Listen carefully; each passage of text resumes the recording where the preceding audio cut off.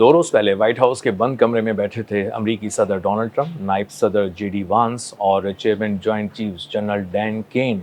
और ये डिस्कस हो रहा था कि ईरान के साथ जंग में क्या करना चाहिए। डोनाल्ड ट्रंप थोड़े से पुरजोश नज़र आए और उन्होंने कहा कि हमें ईरान पे हमले करने चाहिए, एक बड़े पैमाने पे हमले करने चाहिए और कुछ नए अहदाफ को निशाना बनाना चाहिए। लेकिन जनरल डैन केन वहाँ पर रियलिटी चेक के लिए बैठे हुए थे। उन्होंने कहा कि ऐसा मुमकिन नहीं है।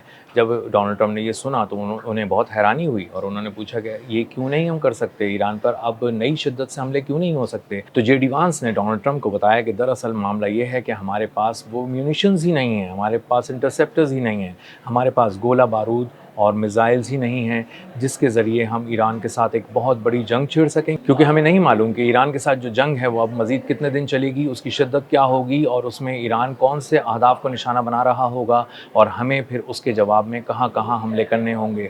जिस तसलसल के साथ, तवातुर के साथ हमें हमले करने हैं जो जंग में किए जाते हैं, हमारे पास उतने म्यूनिशंस, स्टॉक्स और इंटरसेप्टर्स नहीं हैं। इसका मतलब ये है कि हम ईरान के साथ जब जंग करेंगे तो हमारे पास बहुत सारी चीज़ें पहले ही जो बहुत ही प्री वॉर लेवल से भी पहले की थी वो ख़राब हो चुकी हैं, ख़त्म हो चुकी हैं, उसके स्टॉक्स डिप्लीट हो चुके हैं। तो हम एक नई जंग छेड़कर मज़ीद अपने पाँव पे कुल्हाड़ी नहीं मार सकते। डोनाल्ड ट्रंप ये सुनकर बहुत हैरान हुए। जनरल डैन केन ने भी उनको बताया कि हम 1/3 से ज़्यादा म्यूनिशंस और इंटरसेप्टर्स ज़ाया कर चुके हैं। हमने जो कीमती मिसाइल चलाए वो उन ड्रोन्स के लिए थे जो 20-20 हज़ार डॉलर के ड्रोन थे।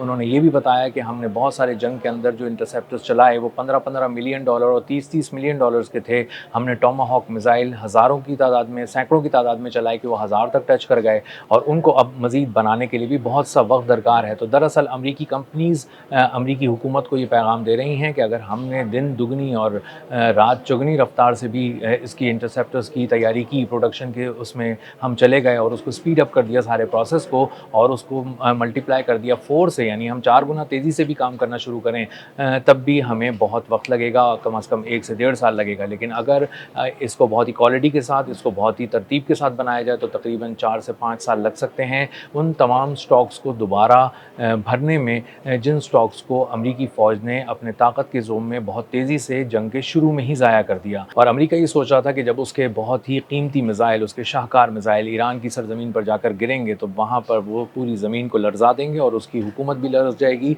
और सोचेगी 10 दफ़ा कि हमने लड़ाई मोल ले ली है। लेकिन असल में हुआ ये कि ईरान ने बहुत ही ज़बरदस्त तदब्बुर, हिकमत अमली का मुज़ाहरा किया और उसने वहाँ हमले करना शुरू किए जहाँ पर अमरीका तसव्वुर भी नहीं कर रहा था। हमलों की रफ़्तार, हमलों का अंदाज़, हमलों की हिकमत अमली बहुत ही मुख्तलिफ थी जिसका अमरीका ने इससे पहले कभी सामना नहीं किया था। ड्रोन्स के ज़रिए जब हमले किए गए थे तो 20-20 हज़ार डॉलर के ड्रोन को 15 मिलियन डॉलर का मिसाइल तबाह करने जाता था और बाज़ दफ़ा वो भी कामयाब नहीं होता था क्योंकि ड्रोन झुंड की सूरत में आते थे और अपने अहदाफ को दबोच कर तबाह कर देते थे। और अमरीका के फ़ौजी, अमरीका के हुक्काम अपनी मिलिट्री स्ट्रैटेजी के सामने खड़े हुए उसको हैरत से तक रहे थे कि हमें क्या करना चाहिए। तो अब मामला ये है कि तमाम रडार्स, बहुत सारे कम्युनिकेशन सिस्टम, सैटेलाइट सिस्टम, उनको निशाना बनाकर ईरान इस 5 महीने की जंग में ख़त्म कर चुका है और अब इस वक्त तकरीबन हर जगह पर बिल्कुल ही एक इस हालत में अमरीका खड़ा है कि उसको कुछ नज़र ही नहीं आ रहा कि कहाँ से कौन सा हदफ चला है और वो कौन सा अमरीका की किस बेस की जानिब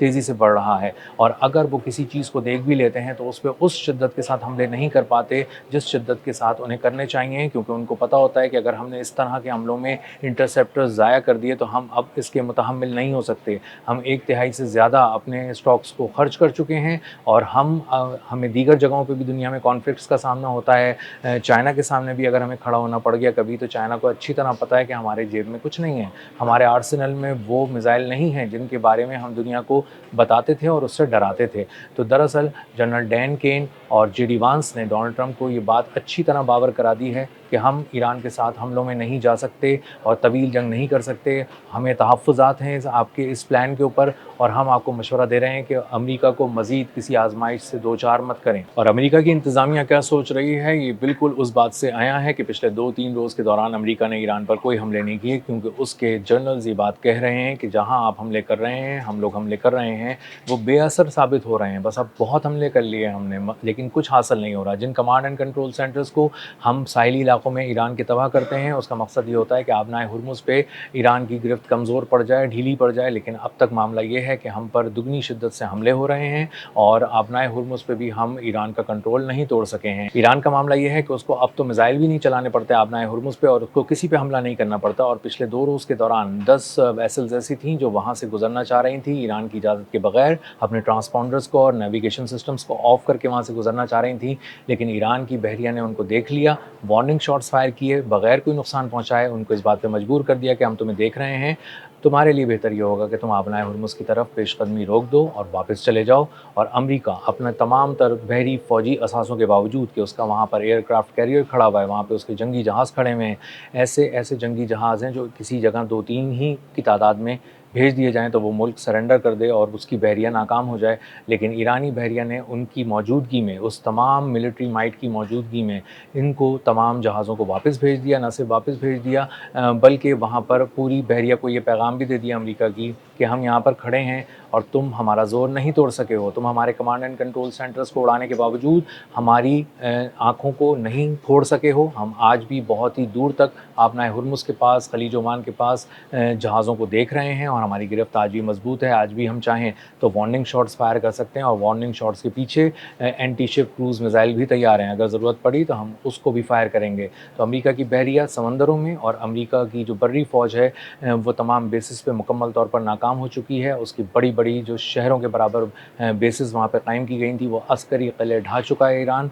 और अब जेडी वांस और जनरल डैन केन भी अब डोनाल्ड ट्रंप को बंद कमरे में ये बैठ के बता रहे हैं कि ईरान से अब जंग हम नहीं कर सकते और करना भी चाहेंगे तो अब उसको बहुत ज़्यादा दिन तक चला नहीं पाएंगे। इसलिए इज़्ज़त इसी में है कि हम इसको खामोशी से समेटें और अब मुज़ाकरात की कुछ अरसे बातें करें ताकि हम अपने स्टॉक्स को बेहतर कर सकें और उसके बाद ज़रूरत पड़ी तो एक और एपिसोड ईरान के साथ शुरू कर सकें।